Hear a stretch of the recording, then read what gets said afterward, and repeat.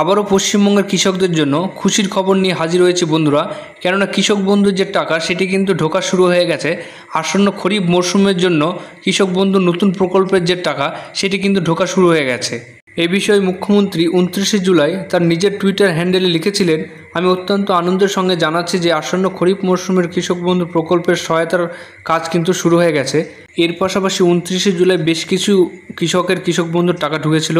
এরপর কিন্তু আবারও আজ অর্থাৎ 14ই আগস্ট কিন্তু কৃষক বন্ধুর টাকা অনেকেরই কিন্তু ঢুকেছে। তাই আজকের ভিডিওর মাধ্যমে আপনাদের দেখাবো আপনারা কিভাবে কৃষক বন্ধু প্রকল্পের স্ট্যাটাসটি চেক করবেন এবং চেক করে দেখবেন যে আপনাদের কৃষক প্রকল্পের টাকা ঢুকেছে কি ঢোকেনি সেটি কিন্তু আপনারা সঠিকভাবে বুঝতে পারবেন।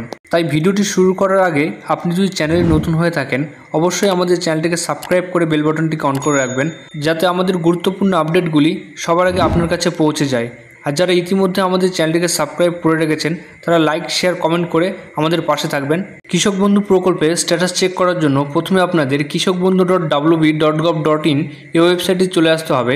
আসার পর দেখতে পাচ্ছেন নথিভুক্ত কৃষকের তথ্য বলে একটি অপশন রয়েছে, এই অংশে আপনাদের ক্লিক করতে হবে।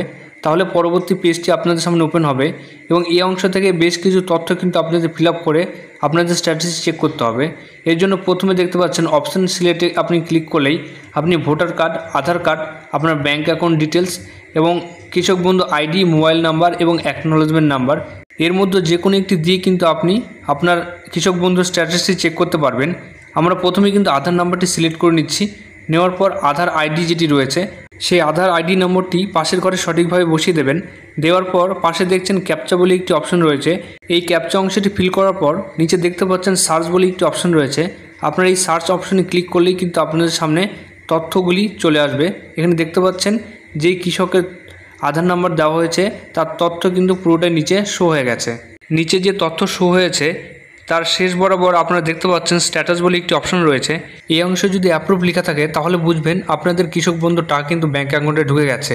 এবং যেসব কৃষকের ট্রানজাকশন স্ট্যাটাস এই অংশে অ্যাকাউন্ট ভ্যালিড এই কথাটা লেখা দেখতে পাবেন তাহলে বুঝবেন সেই সব কৃষকের কিন্তু এখনও কৃষক বন্ধুর টাকা ঢোকেনি।